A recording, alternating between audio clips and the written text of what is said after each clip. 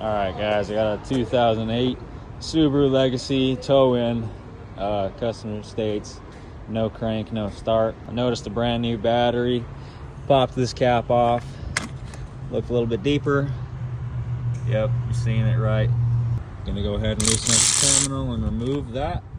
Let's see if this bad Larry cranks up.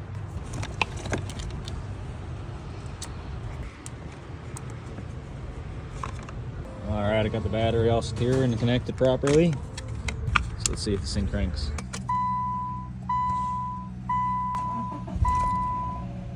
Fired right up.